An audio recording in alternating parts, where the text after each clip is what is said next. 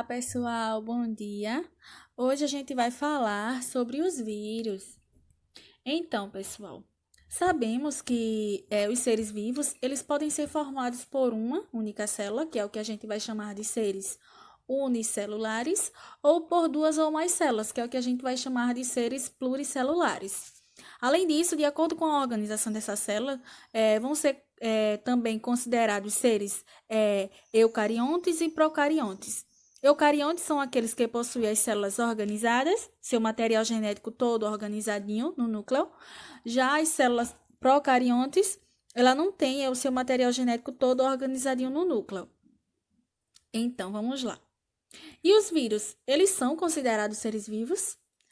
Há uma grande discussão entre pesquisadores e muitos deles acreditam que não, que o vírus não tem qualquer atividade metabólica quando fora de uma célula hospedeira. Então, é por isso que a gente vai dizer que os vírus, eles são parasitas intracelulares obrigatórios, ou seja, eles só conseguem se reproduzir dentro de uma célula hospedeira. Então, quando fora de uma célula hospedeira, eles não podem captar nutrientes, utilizar energia ou realizar qualquer atividade biosintética. Ou seja, eles obviamente se reproduzem, mas diferentemente de células que crescem, duplicam todo o seu conteúdo para dividir-se em duas células filhas, os vírus, pessoal, eles replicam-se apenas através de uma estratégia completamente diferente, ou seja, eles invadem as células e o que causa a dissociação dos componentes da partícula viral, né? E a partir de então, esses componentes, eles interagem com o aparato metabólico da célula hospedeira e a partir de então, o vírus ele vai utilizar o metabolismo celular para poder se reproduzir.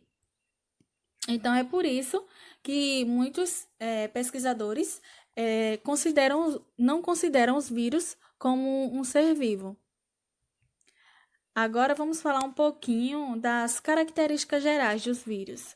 Então, os vírus, gente, ele possui um ácido nucleico, pode ser DNA ou RNA. Ele também possui um envelope, que é composto de lipídios, proteínas e carboidratos. A multiplicação dele em células vivas, usando a maquinaria celular, como eu falei para vocês, ou seja, ele utiliza de todas as organelas, ou seja, de todo o metabolismo da célula para poder se multiplicar. E a transferência, gente, que é o ácido nucleico viral, ele é transferido para outras células em estruturas especializadas.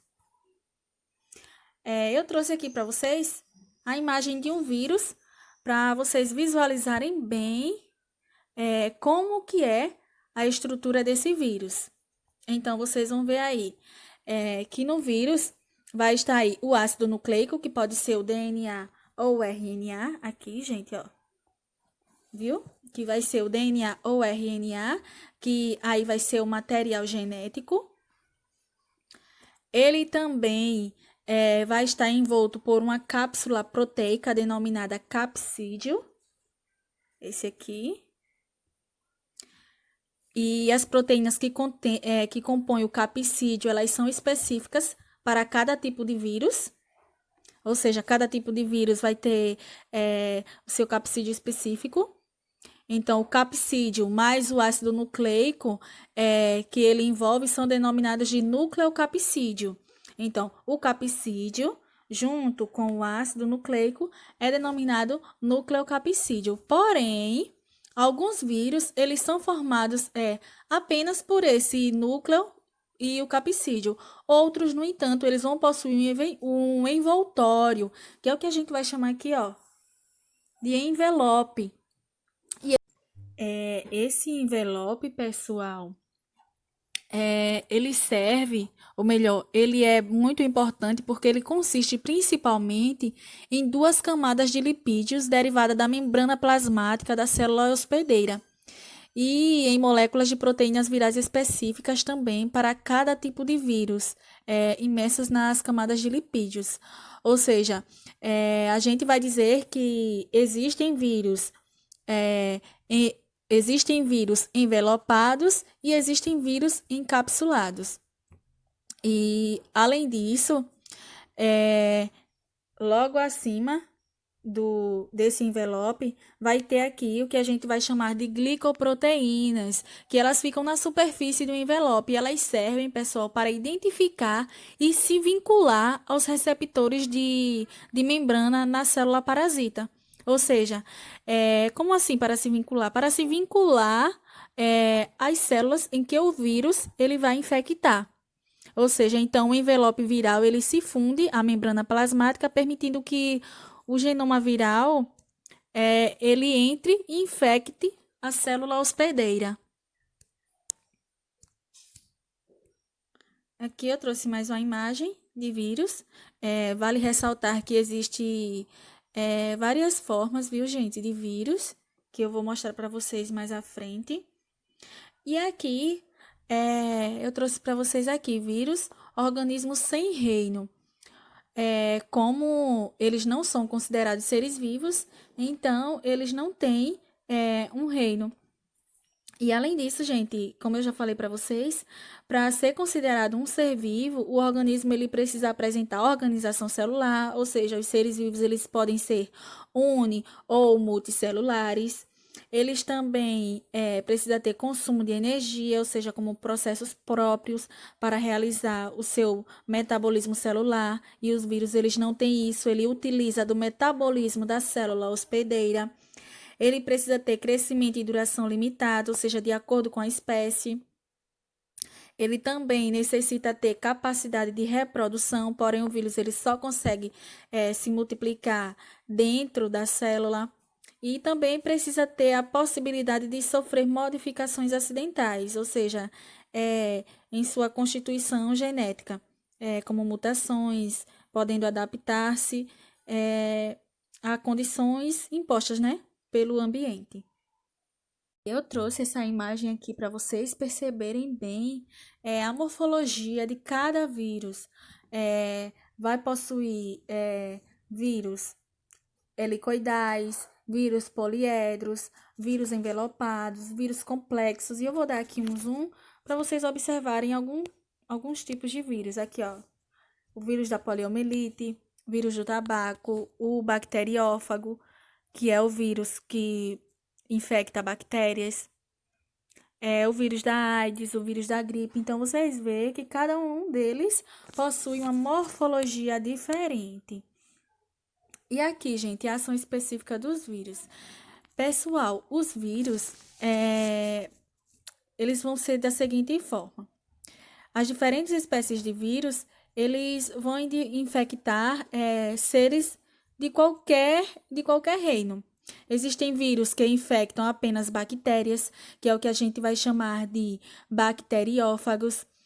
Os que infectam apenas fungos são denominados micófagos.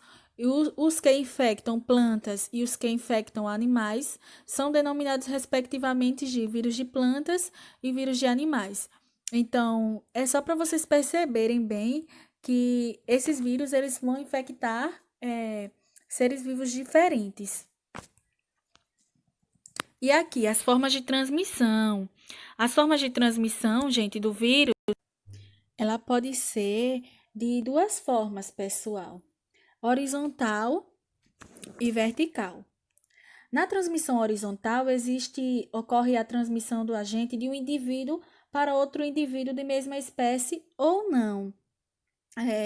Esse tipo de transmissão, gente, ele pode ser transmissão direta ou contágio, transmissão direta imediata, que é a transmissão que ela ocorre pelo contato físico entre a fonte primária de infecção e o novo hospedeiro, e outras formas.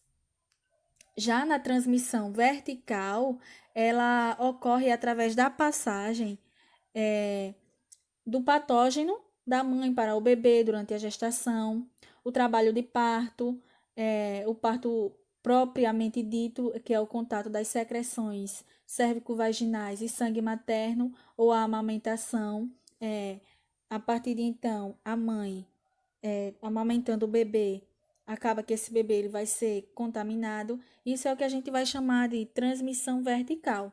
Então, no caso do vírus do HIV, é um dos que podem ser transmitidos dessa forma, possibilitando que o bebê ele desenvolva a AIDS. Então, existem essas duas formas de transmissão, tanto a vertical quanto a horizontal.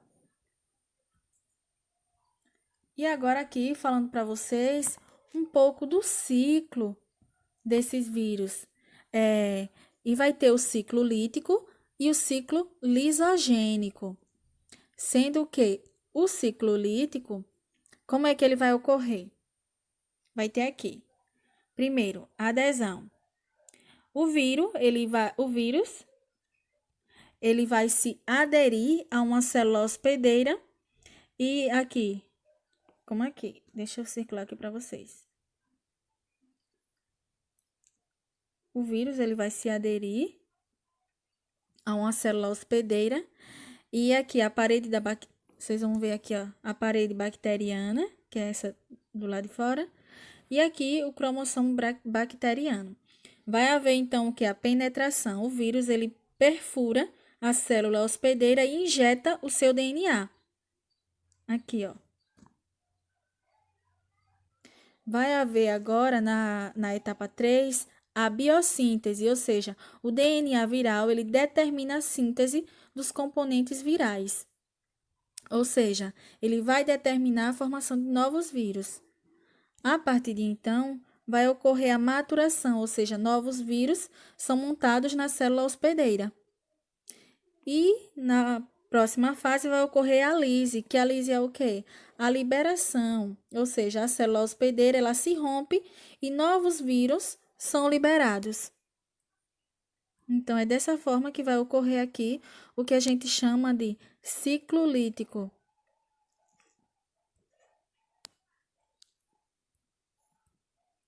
O próximo que a gente vai chamar aqui é o do ciclo lisogênico. E o ciclo lisogênico, ele ocorre da seguinte maneira.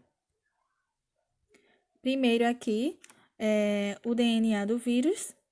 Aqui o fago, ele absorve na célula hospedeira e injeta o seu DNA. Essa primeira fase aqui. Em seguida, o DNA do fago, ele circulariza e entra em ciclo lítico ou lisogênico. Aqui. A partir de então, vem para a terceira fase aqui. O DNA e as proteínas dos novos fagos, eles são sintetizados e montados, formando novos vírus. A partir de então, vai ocorrer aqui o que a gente vai chamar de lise celular e liberação de novos vírus.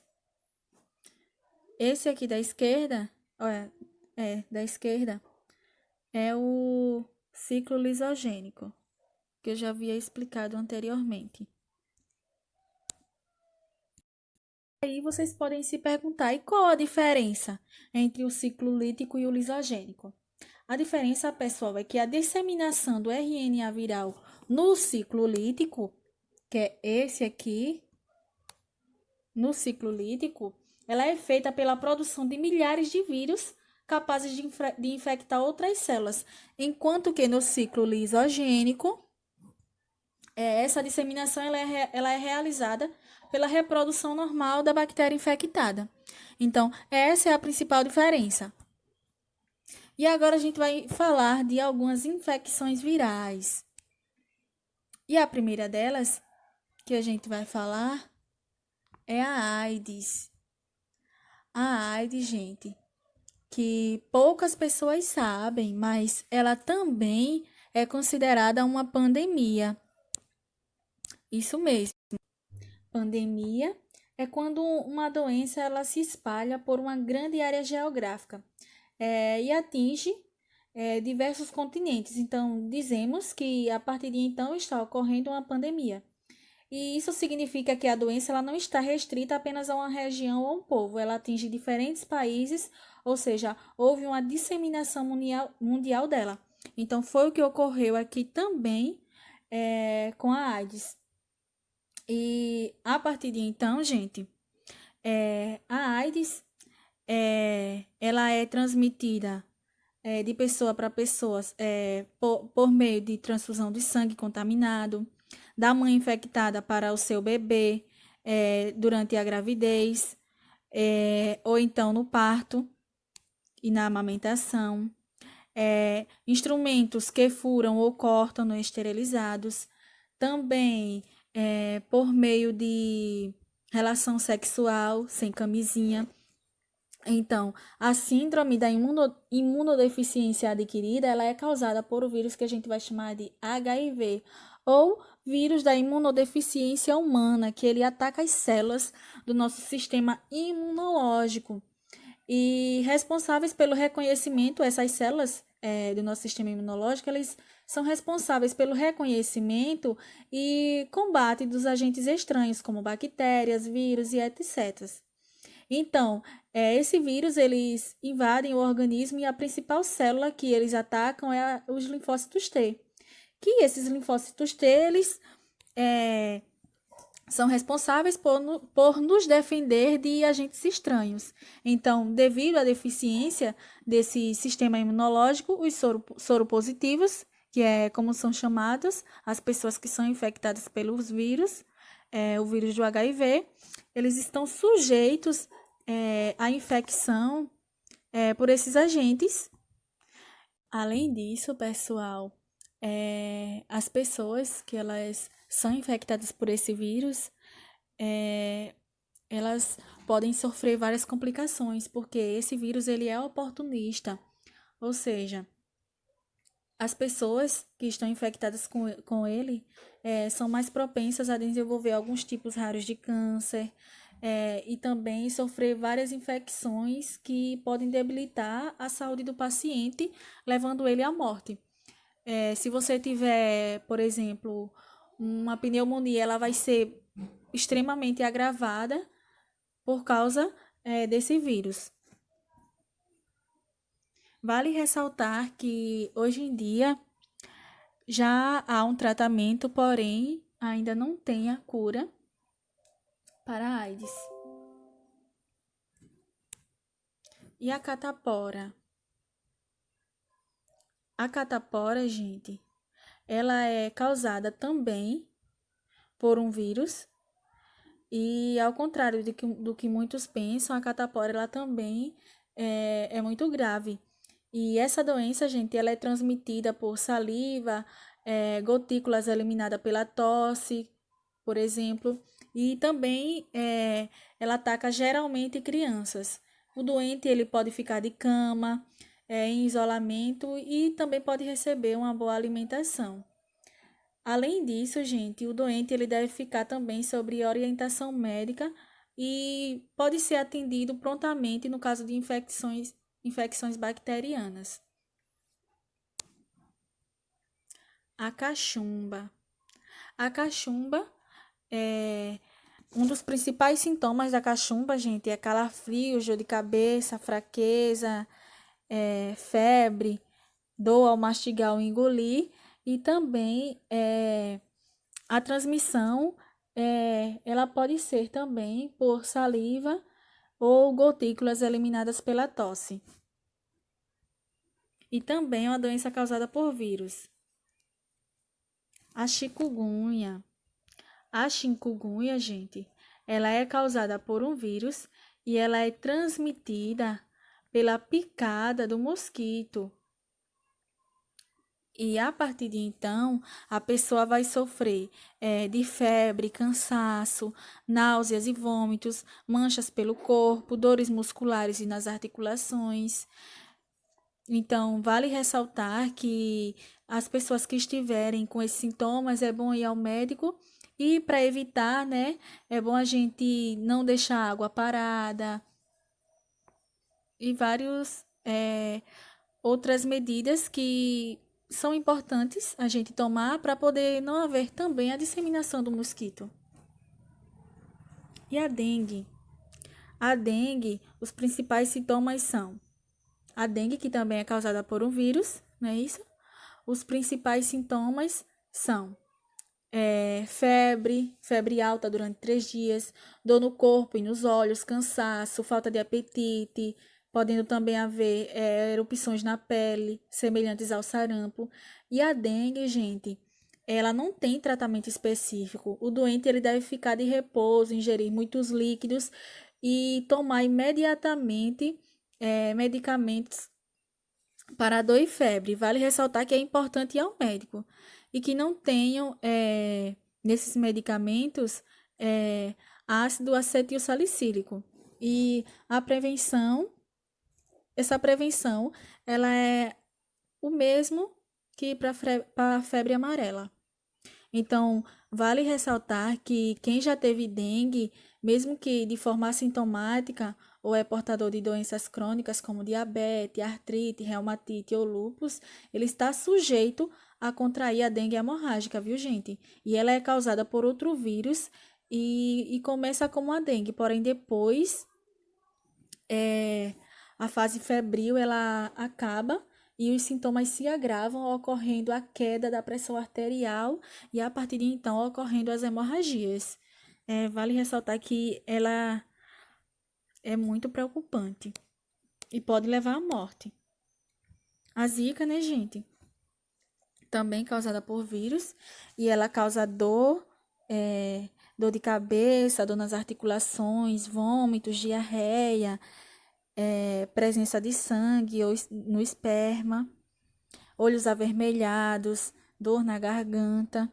Então, vale ressaltar também que as medidas de prevenção é parecida com os da dengue. E eu trouxe aqui para vocês essa tabelazinha para a gente saber diferenciar e identificar quando se está com dengue, chikungunya ou zika. Vamos lá. Primeiro, ao primeiro sintoma. Desculpa aqui, viu, pessoal? Ao primeiro sintoma aqui, febre. Na dengue, a febre ela vai ser alta e vai ser no início, imediato, sempre presente. Já na chikungunya, ela também vai ser alta e o início imediato. Já na zika, a febre ela vai ser baixa e pode estar presente. Aqui, dores nas articulações. Na dengue, vai ser moderada. Já na chikungunya, elas vão ser bem intensas. Já na zika vírus, ela vai ser leve.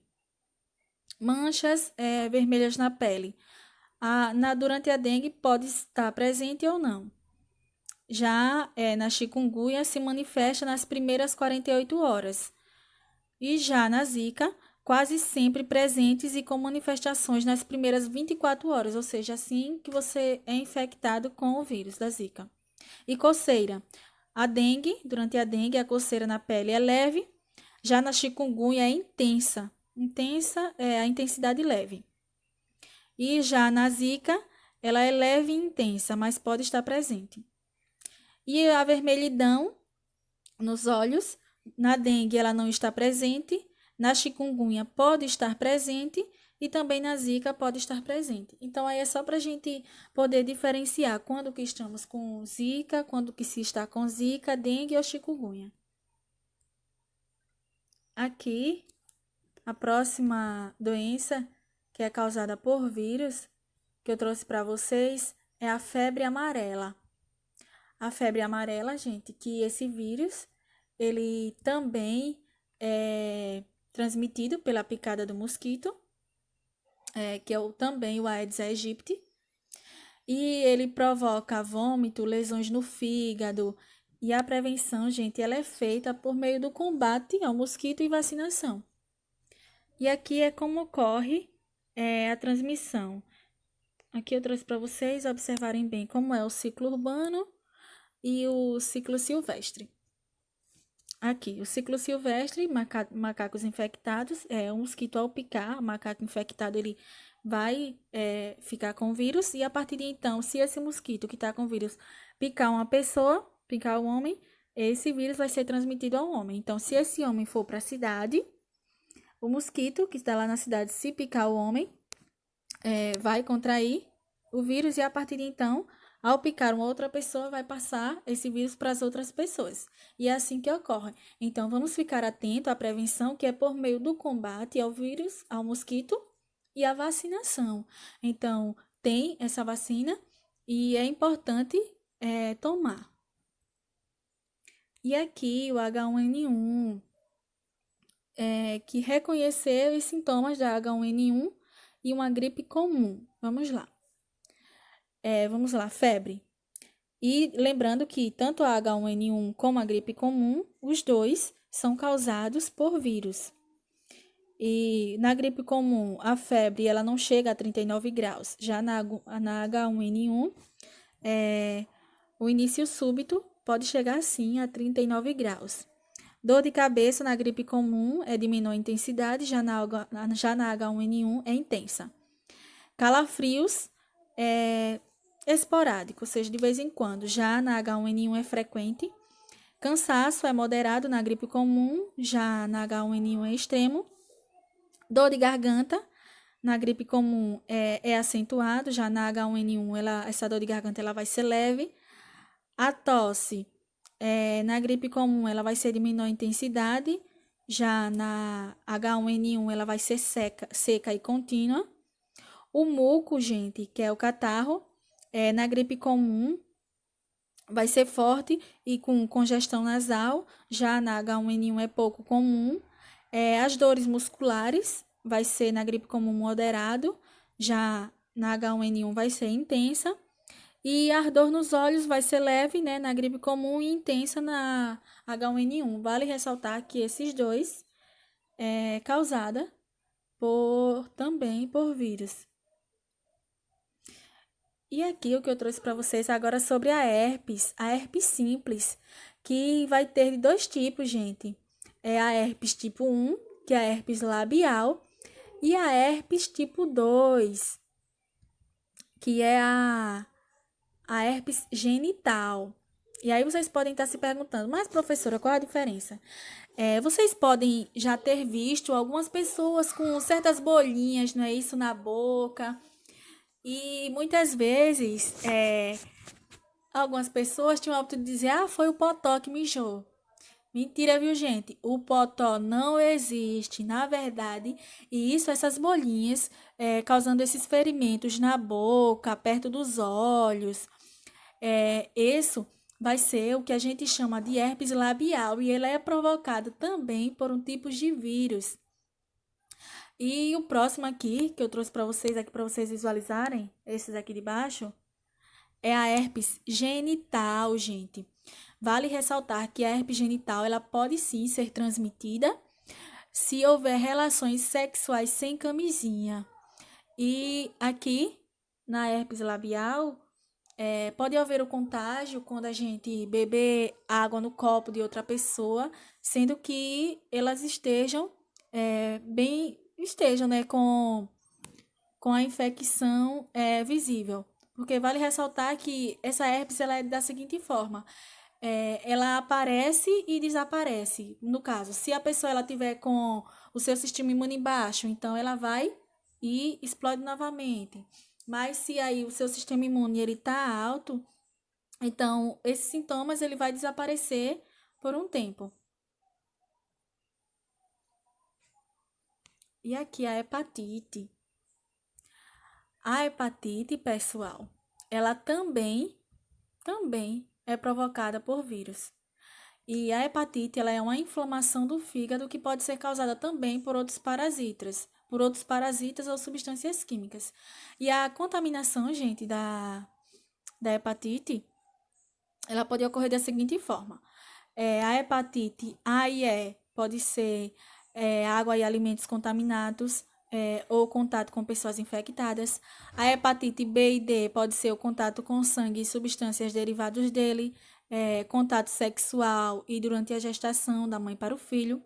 E a hepatite C pode ser contato com sangue contaminado. E os sintomas, geralmente, gente, eles são assintomáticos, ou seja, não são muito presentes e quando aparecem são febre, cansaço, tontura, mal-estar abdominal, a urina escura, olhos amarelados e fezes claras. Vamos falar agora do sarampo. O sarampo, gente, ele é uma doença infecciosa aguda e também viral, ou seja, provocada por um vírus. E ela pode ocorrer aqui com elevada transmissibilidade que pode acometer pessoas de qualquer idade, ou seja, pode ser jovem, idoso, e a transmissão ela ocorre de pessoa para pessoa por secreções nasais, expelida ao tossir, espirrar ou falar. E aqui os sintomas são tosse, febre, manchas avermelhadas na pele, coriza, conjuntivite. E as possíveis complicações do sarampo, gente, são infecção nos ouvidos, pneumonia, convulsões, lesão no sistema nervoso.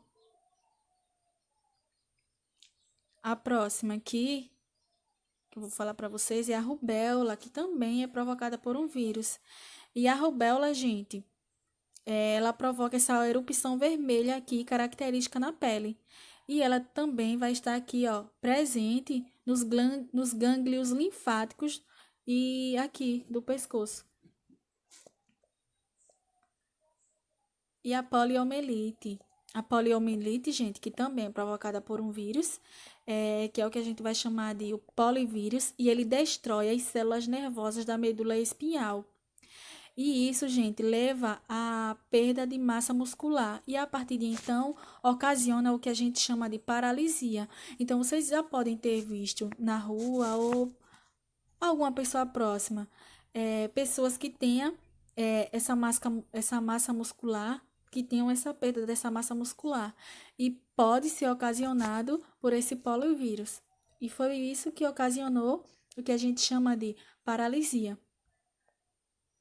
E a raiva, gente, ela também é muito perigosa e ela também é provocada por um vírus.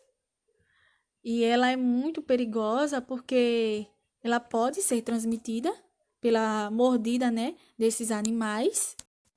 E vale ressaltar também que é importante ficarmos atentos. Então, a raiva, ela é um vírus transmitido de um animal infectado para outro ou até mesmo para um ser humano. E sua propagação ela pode ser através de picadas, ferroadas de animais ou insetos. E os sintomas são dores de cabeça e musculares, acompanhadas de paralisia ou tremor muscular, fadiga, febre, alucinação, náusea ou vômito. E o tratamento, gente, é procurar atendimento médico imediato, depois de uma mordida ou suspeita de mordida. E não há tratamento específico, viu, gente, para a raiva. E depois que os sintomas aparecem, a doença ela é quase sempre fatal. Uma vacina ela pode prevenir a infecção, por isso é bem importante a gente se prevenir e tomar cuidado com a mordida de animais. E o próximo que a gente vai falar, né, gente, que é o que está bem presente na nossa realidade, o que está ocorrendo e foi o motivo pelo qual nos tirou da sala de aula e estamos tendo essas aulas online, que é o coronavírus, que é uma pandemia mundial. E os sintomas são tosse, febre, fadiga, congestão nasal, coriza, dor na garganta, dor de cabeça, diarreia, cansaço, dificuldades ao respirar. Então, todos esses sintomas são ocasionados pelo coronavírus. É bom a gente ter cuidado. Pessoas infectadas, elas não necessariamente apresentam todos os sintomas e, em alguns casos, eles podem não ter nenhum deles. E caso apresente algum desses sintomas, gente, procure um hospital, um serviço de saúde, tente se afastar ao máximo das outras pessoas, porque, como a gente sabe, ele pode ser ocasionado, ou melhor, ele pode ser transmitido de maneira horizontal, de pessoa para pessoa, né? Ao expelir gotículas de saliva, também ao espirrar, não é isso? Então, vamos ter cuidado. Vamos também, para poder evitar, vamos manter o isolamento e pedir também, né? Para que as pessoas elas tenham consciência e façam sua parte, né? E para evitar a propagação, É importante que a gente lave as mãos com frequência, use sabão, água ou álcool em gel, mantenha uma distância segura de pessoas que estiverem tossindo ou espirrando, use máscara quando não for possível manter o distanciamento físico, não toque nos olhos, no nariz ou na boca, cubra seu nariz e a boca com o braço dobrado ou um lençol ao tossir ou espirrar. Fique em casa se você se sentir indisposto e procure um atendimento médico se tiver febre, tosse ou dificuldade para respirar. Então é isso, gente. É bom seguir todas essas indicações para que logo essa propagação do vírus ele diminua e a gente possa voltar com as nossas aulas presenciais. É isso. Muito obrigada e até a próxima aula.